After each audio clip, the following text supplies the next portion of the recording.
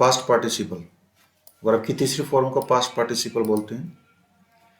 और कहाँ कहाँ यूज होती है? Completion of an action, action को शो करता है। जैसे पहले बताया था बेसिक में कि use as a verb as an adjective, ठीक है। लेकिन जो वर्ब के रूप में यूज होता है ना, वो वर्ब के रूप में कंप्लीशन ऑफ एन एक्शन को बताता है कि एक्शन कंप्लीट हो चुका है, ठीक है, ये बताते हैं। जैसे कि he has repaired my mobile, उसने मेरे मोबाइल को रिपेयर कर दिया है। तो मोबाइल को रिपेयर कर दिया है तो मोबाइल का रिपेयर करने का काम कंप्लीट हो चुका है। रिपेयर वर्ब की तीसरी फॉर्म है, तो इसका मतलब क्या है कि completion of an action, repairing का काम कंप्लीट हो चुका है। लेकिन कौन से टाइम में कंप्लीट हो चुका है? हैज बताएगा प्रेजेंट, की प्रेजेंट टाइम में कंप्लीट हो चुका है, समझ गए। और ये वर्ब की तीसरी फॉर्म कौन सी स्टेट में यूज होती है? परफेक्ट में। और हैज क्या है? प्राइमरी हेल्पिंग वर्ब है जो टाइम को बताता है, प्रेजेंट को बताएगा। तो ये क्या हो गया? Has repaired present perfect tense हो गया। मतलब परफेक्ट टेंस में जो भी वर्ब की तीसरी फॉर्म यूज हो रही है वो पास्ट पार्टिसिपल है। वर्ब की तीसरी फॉर्म का नाम क्या है? पास्ट पार्टिसिपल, समझ गए। She lost the doll gifted to her on her birthday, इसमें क्या है? पास्ट पार्टिसिपल कौन सा है?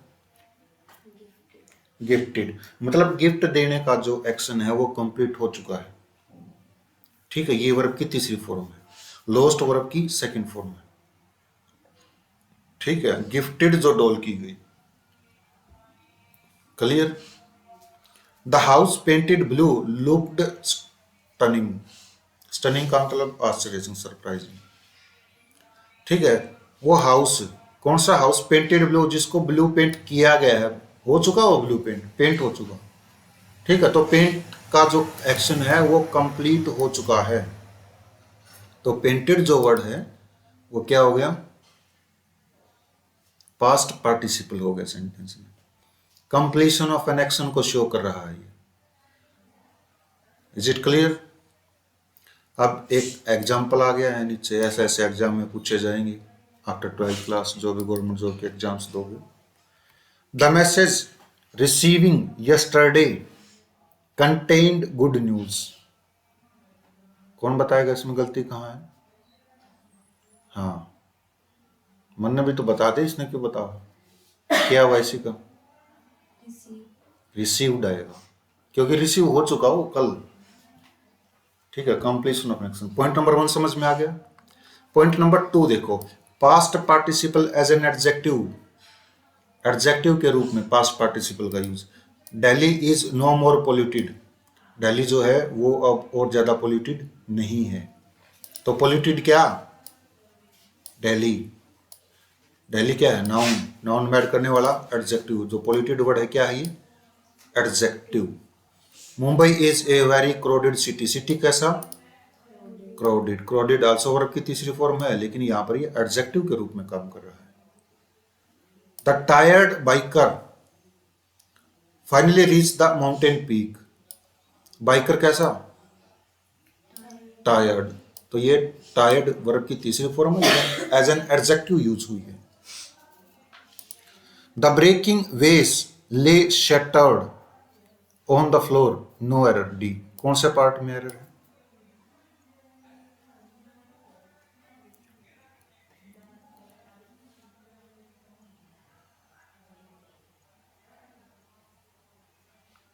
ब्रोकन आएगा। वेस, वेस मीन होता फूलदान, जिसमें फूल रखते हैं, कांच का हो गया, कोई हो मिट्टी का, चीनी मिट्टी का कुछ हो। तो क्या हम देख सकते हैं कि जो वेस है वो टूट रहा है? नहीं, वो तो टूटा हुआ है। जैसे कप है, कोई कप है, ठीक है, अचानक से वो टूट गया, तो हम ऐसे नहीं बोलेंगे कि ब्रेकिंग कप, ब्रोकन बोलेंगे, टूट चुका, उसको टूटने का एक्शन हो चुका, समझ गए।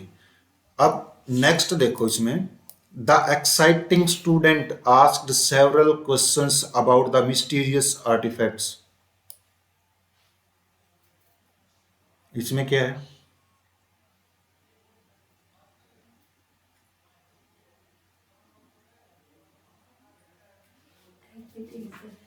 एग्जिटिंग नहीं होगा, एक्साइटेड होगा।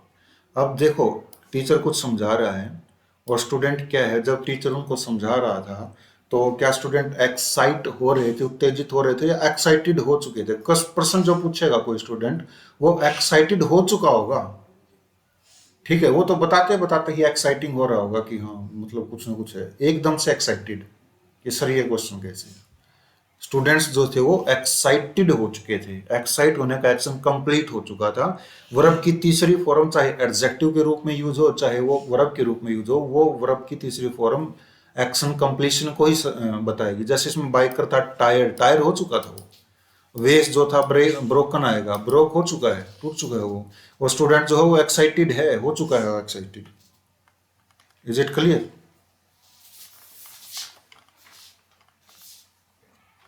पॉइंट नंबर 3 और ये लास्ट पॉइंट है, difference between present participle and past participle as an adjective. यही डिफरेंस है जो मैं पहले उसमें बताया। अभी डिफरेंस को देखना क्या है।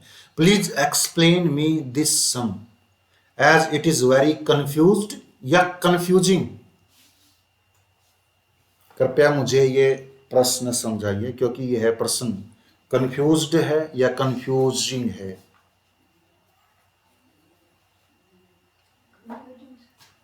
बोलने में अच्छा लग रहा है कंफ्यूजिंग, आंसर भी कंफ्यूजिंग है। इसके मीनिंग को मत समझो, ये मत देखो ऊपर ऊपर से कि ये वर्ब की तीसरी फॉर्म है, ये वर्ब की चौथी फॉर्म है। जब कोई सम हम सोल्व कर रहे हैं तो उस टाइम पे वो सम हमें कंफ्यूज कर रहा होता है। सोल्व करते रहो, कंफ्यूज होते रहोगे, कंफ्यूज होते रहोगे, ठीक है। एट लास्ट जब उसको छोड़ दोगे यू आर कंफ्यूज, ठीक है।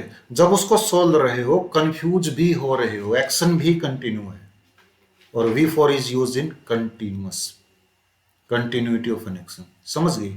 अगर हम यहाँ पर कंफ्यूज करेंगे ना तो इसका मतलब ये हो जाएगा कि सम कंफ्यूज है, हम कंफ्यूज नहीं है।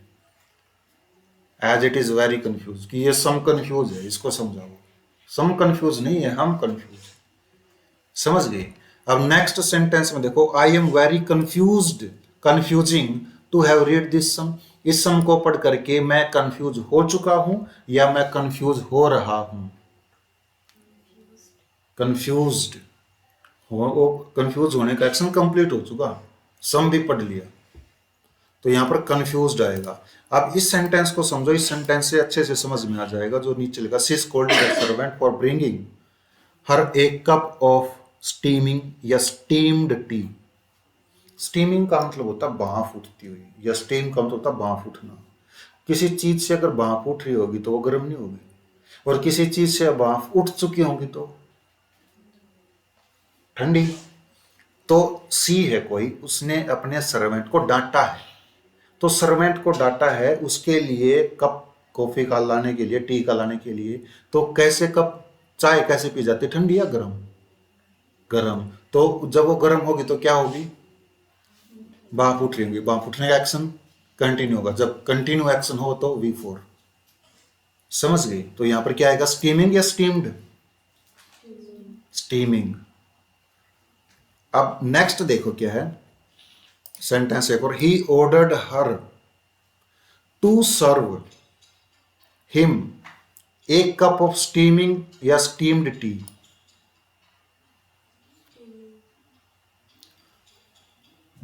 पहले वाले सेंटेंस में स्कोल्ड किया है तो स्टीम्ड आएगा, स्टीमिंग लगाया क्या? स्टीमिंग लगाया पहले वाले सेंटेंस, स्टीम्ड आएगा, ठंडी चाय के लिए डांटा उसने।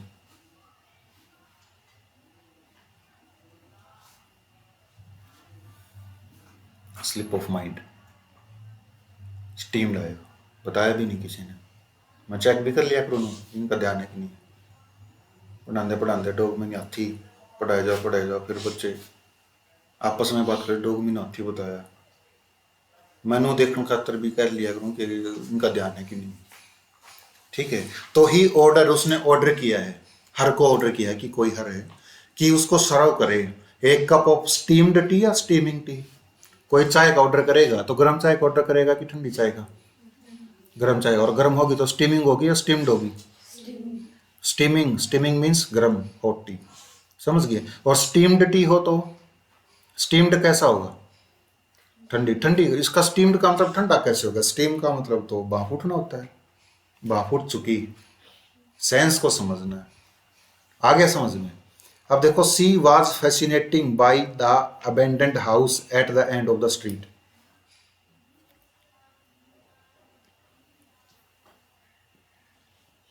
फैसिनेटिंग, आकर्षित होना, क्या आएगा?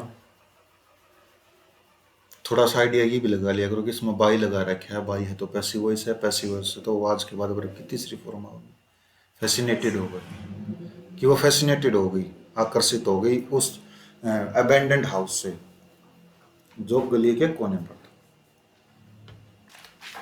परफेक्ट पार्टिसिपल, परफेक्ट पार्टिसिपल क्या होता है? इसका पैसिव वॉइस में यूज होता है। पॉइंट नंबर 17 जो मैंने करवा रखा नहीं सीखा, परफेक्ट पार्टिसिपल। इसमें देखो एक्टिव वॉइस, एक्टिव वॉइस में हैविंग प्लस V3 यूज करना है, पैसिव वॉइस में हैविंग बीन प्लस वर्ब की तीसरी फॉर्म यूज करना है।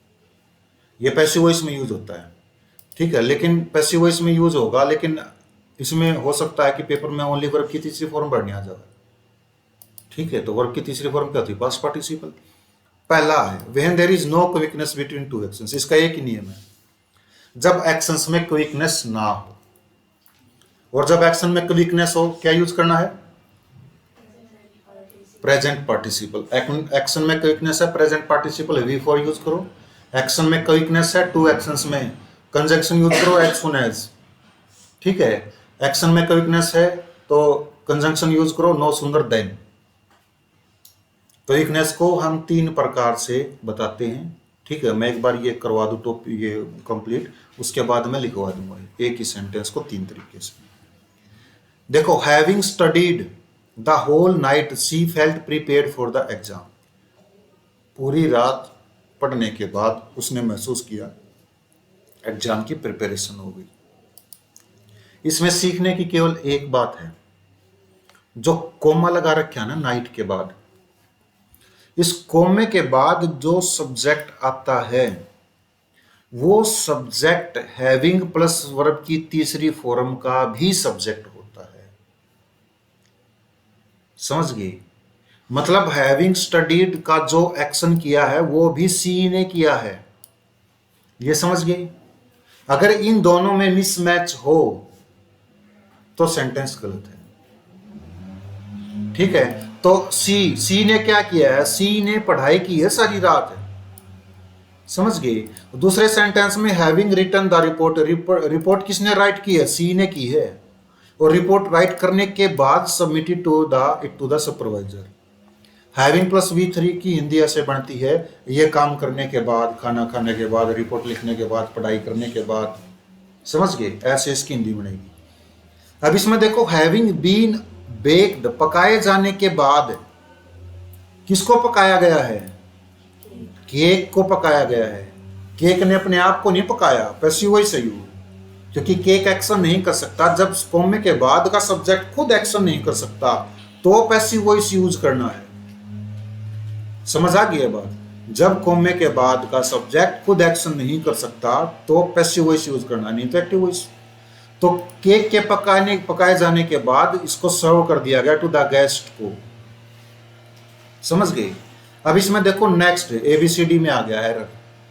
Having heard the news, news सुनने के बाद of his friends accident, friend के एक्सीडेंट की, Rohan rushed towards the hospital, Rohan hospital की ओर भागकर चला गया। गलती कहां पर है?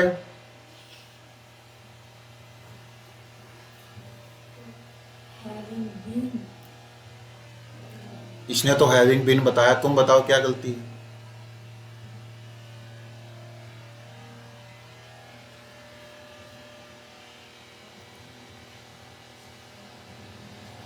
ये पूछे जाते हैं एग्जाम में, बड़े लेवल के एग्जाम में। क्या गलती है?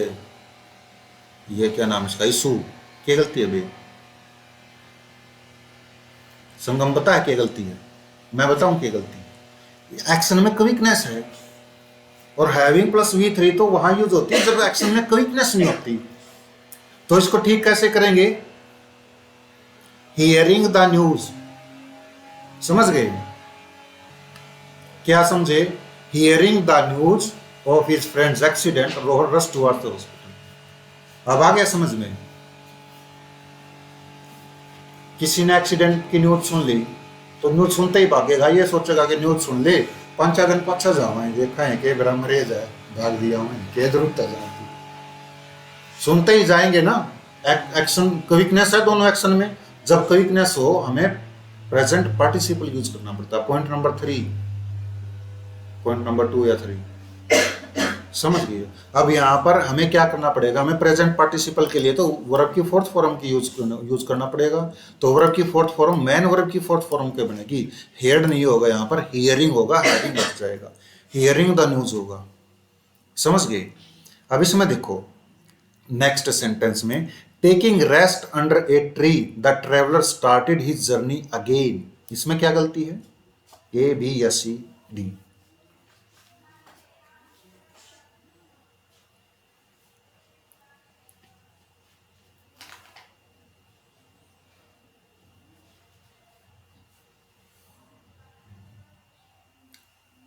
हिंदी मत बनाने बैठ जाना, जैसे ही तुम हिंदी बनाना शुरू कर दोगे इसको कॉम्प्लिकेटेड हो जाएगा, बस इसको समझ लो। ट्रैवलर है कोई, ट्रैवलर ने क्या किया है, रेस्ट किया है, रेस्ट करने के बाद ट्रैवलर ने क्या किया है, जर्नी स्टार्ट की है। सेंटेंस से ही पता चल रहा है कि बड़े आराम से काम किया गया है, रेस्ट किया गया है। तो रेस्ट करने के बाद ट्रैवलर ने, ऐसा नहीं है कि ट्रैवलर है थक गया बेचारा एकदम से सो गया, थका सो गया, ठीक है, जब उसको ये पता चला कि रेस्ट हो गया उठते ही चला गया, नहीं, उठा है आराम से, तैयारी करी है, फिर गया। तो क्विकनेस है, नहीं है। क्विकनेस जब नहीं हो तो टेकिंग यूज नहीं करना, हैविंग प्लस वर्ब की तीसरी फॉर्म यूज करनी है, means having taken rest under a tree the traveller started his journey, समझ गई, समझ गई। अब नेक्स्ट सेंटेंस देखो, having repaired the mobile was sent to its owner, no error, D A B C D, कौन से पार्ट में error है?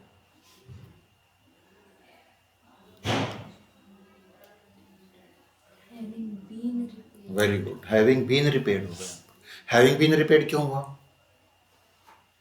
मैंने क्या बताया था कि कोमा के बाद जो भी सब्जेक्ट आता है वो हैविंग प्लस V3 का भी सब्जेक्ट होता है। क्या मोबाइल अपने आप को रिपेयर कर सकता है? नहीं। जब कोमे के बाद का सब्जेक्ट खुद एक्शन नहीं कर सकता तब पैसिव वॉइस यूज करना है, और पैसिव वॉइस क्या होता है, हैविंग बीन रिपेयर्ड होगा, बीन प्लस V3, समझ गए। अब इसमें नहीं समझे, having chosen as the captain, captain choose करने के बाद ही लेड टू द विक्ट्री, वह विक्ट्री की ओर ले गया, समझ आया। अब इस सेंटेंस में ये देखो कि कैप्टन इसने ही है कोई, क्या ही ने खुद को कैप्टन चूज कर लिया? ही को कैप्टन चूज किया गया, ही ने खुद एक्शन नहीं किया। इस सेंटेंस में ही को पहले कैप्टन चूज किया गया, फिर वो अपनी टीम को जीत की ओर लेकर के चला गया। मतलब सेंटेंस में हैविंग चोजन की जगह हैविंग बीइंग चोजन होगा। ये बात समझ में आ गई। ऐसे ऐसे कुछ और सेंटेंस दिए गए हैं, problems on mismatched dangling subjects, ये होमवर्क है, ठीक है, ये क्या है, होमवर्क है, इसको घर जा करके करोगे, क्लियर। अभी एक चीज रहती थी जो लिखवानी थी, ठीक है, आज के लिए इतना ही करेंगे हम। पॉइंट नंबर 2 है quickness between two actions, present participle का यही है। इसमें साइड में छोटी थोड़ी सी जगह होगी, या ढूंढ करके लिख लो, इसमें ये लिखो क्विकनेस बिटवीन, नोट लिख लो या कुछ और लिखो, quickness between two actions, quickness between two actions is also expressed by, is also expressed by as soon as, as soon as, comma, no sooner than, no expressed by as soon as, as soon as के बाद comma लगाना है, फिर लिखना no sooner than, no sooner dot dot dot than, THAN, not EN, ठीक है, THEN, no sooner than. As soon as और no sooner than ये कंजंक्शंस हैं।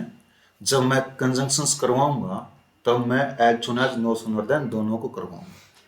ठीक है, अभी इसमें एक सेंटेंस दे रखा है, seeing the police the thief ran away. मतलब क्विकनेस बिटवीन टू एक्शंस हम 3 प्रकार से बता सकते हैं, जिनमें पहला प्रकार होगा हमारा प्रेजेंट पार्टिसिपल, दूसरा प्रकार है एज सुन एज, तीसरा प्रकार है नो सूनर देन। ठीक है, अब seeing the police the thief ran away, इस सेंटेंस को हम ऐसे भी लिख सकते हैं, as soon as the thief saw the police ही रैन अवे। समझ गए, as soon as the thief saw the police ही रैन अवे। दूसरे नो सूनर देन से कैसे बनाएंगे, no sooner did the thief see the police ही ran away. No sooner did the thief see the police ही ran away. मैं इसको उसमें भी करवाऊंगा कंजंक्शन में। Any question? ये जो 4-5 दे रखे हैं problems on mismatch dangling subjects, इनका कॉन्सेप्ट क्या लगा हुआ है क्या नहीं लगा हुआ है ये मैं करवा चुका हूं, लेकिन फिर भी दूसरा तीसरे में हो सकता है कि कंफ्यूजन हो। चलो मैं इसको करवा दूं। ठीक है, इसको देखो, having insulted he was expelled from the college. Having insulted मतलब कोई ही है कोमे के बाद, मैंने क्या बता रखा कि कोमे के बाद का जो सब्जेक्ट होता है वो हैविंग प्लस V3 का भी सब्जेक्ट होगा। अगर तुम्हें लगे कि हाँ हैविंग प्लस V3 ही ने ही किया है तो एक्टिव वॉइस, अगर ये लगे कि ही ने नहीं कर रखा, एक्शन करने वाला कोई और है तो पैसिव वॉइस। तो इसमें सेंटेंस को देखो, हैविंग इंसल्टेड अपमान करके, मतलब किसी और की ही ने बेइज्जती की, was expelled from the college और उसको कॉलेज से निकाल दिया। सेंटेंस ऐसे है कि पहले उसका अपमान किया गया फिर उसको कॉलेज से निकाला गया, तो ही ने ये एक्शन किया नहीं। ठीक है, तो यहां पर हैविंग बीन इंसल्टेड, ठीक है, उसकी इंसल्ट करके उसे कॉलेज से निकाल दिया गया। दूसरा सेंटेंस देखो, एक बार देखो तुम कैसे इसको सोल्व करके देखते हो। डेस्टिट्यूट, डेस्टिट्यूट मीन्स होता है वेरी पुअर। डेस्टिट्यूट क्या होता है? Very poor. ठीक है, बीइंग ए डेस्टिट्यूट, कोई वेरी पुअर है, ठीक है, उसको रोहन गोट हर, रोहन हर को गोट एडमिटेड करवा दिया टू एन ऑर्फनेज, ऑर्फनेज में, अनाथालय में। रोहन गरीब है क्या? गरीब कौन है इसमें? गरीब कौन है सेंटेंस में? हर है गरीब, तो हर अगर गरीब है तो हर, ये बीइंग ए डेस्टिट्यूट, डेस्टिट्यूट कौन है? हर है, तो हर को सब्जेक्ट करो ना, हर को सब्जेक्ट बनाना पड़ेगा इस सेंटेंस का जो कोमे से इस तरफ है, तो सेंटेंस को सब्जेक्ट देना पड़ेगा। क्या दोगे सब्जेक्ट? हर, हर का सब्जेक्ट क्या होता है? सी, सी बीइंग ए डेस्टिट्यूट आएगा। सेंटेंस कैसे ठीक होगा? सी बीइंग ए डेस्टिट्यूट, कि सी जो थी वो डेस्टिट्यूट थी, इसलिए सी को क्या किया गया? एडमिट करवाया गया। अब इसमें देखो बीइंग इल, ठीक है, बीइंग इल, बीमार होने के कारण या बीमार होके, he could not attend the seminar, वह सेमिनार को अटेंड नहीं कर सका। अब इसमें बीमार कौन है? ही अगर बीमार है तो क्या सेंटेंस गलत है या ठीक है?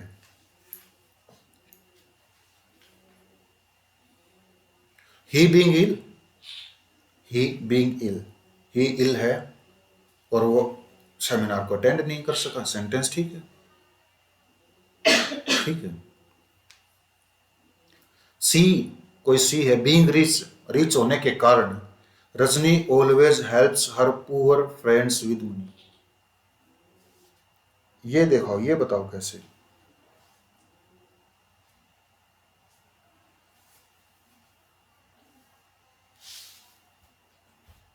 इसमें अमीर कौन है और हेल्प कौन करता है? रजनी करती है अपनी जो गरीब सहेली उनकी। तो प्रोनाउन पहले यूज करते हैं या बाद में यूज करते हैं?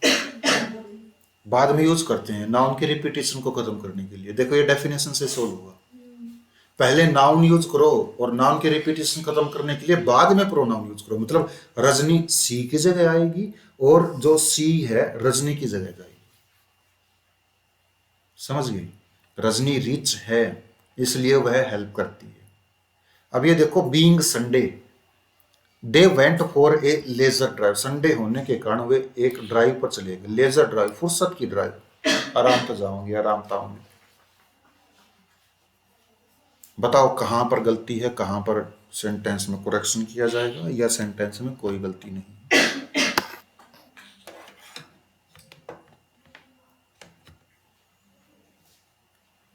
वही कॉन्सेप्ट लगाओ जो मैंने बताया था कि कोमे के बाद वाला सब्जेक्ट भी इसका सब्जेक्ट होता है। अगर मैं इसको सब्जेक्ट बनाने की कोशिश करूं तो दे सब्जेक्ट हो गया ना, दे बीइंग संडे। कोई दे है, 4-5 लोग हैं, वो संडे हो सकते हैं, तो सेंटेंस गलत हो गया। सेंटेंस गलत होने का मतलब क्या है कि सेंटेंस में जो बीइंग संडे है, संडे को तो कुछ मतलब बनाना पड़ेगा, इसको सब्जेक्ट दो। और सब्जेक्ट संडे है, दिन का नाम है, तो उसको सब्जेक्ट क्या देंगे? It being Sunday. समझ में आया? It being Sunday. तीसरा सेंटेंस कौन करवाया आपने? बताया कौन था? कोई नहीं। इट बीइंग संडे, संडे होने के कारण they went for a leisure drive. अब समझ में आ गया? दोनों अलग अलग सेंटेंस बना दिया हमने। इट बीइंग संडे, समझ गई? सब्जेक्ट देना पड़ा क्योंकि पैसिव वॉइस बना करके भी हम सेंटेंस को ठीक नहीं कर सकते। ठीक है, हैविंग बीन संडे कर देंगे ना, तो इसका मतलब एक्शन किसी ने किया ही नहीं, एक्शन ओरिएंटेड है वो, सेंटेंस में एक्शन हो ही नहीं रहा। ठीक है, और बीइंग ए डेस्टिट्यूट स्टेट को बता रहे हैं, बीइंग संडे ये भी स्टेट को। और तीसरा सेंटेंस देखो, being a rainy day she did not go to office, बारिश होने के कारण वो ऑफिस में नहीं गई। तो क्या सी, जो सी है कोमे के बाद का सब्जेक्ट जो है तीसरे सेंटेंस में, क्या सी रेनी डे हो सकती है कि मैं तो रेनी डे हूं? नहीं हो सकती, तो रेनी डे को भी सब्जेक्ट दो।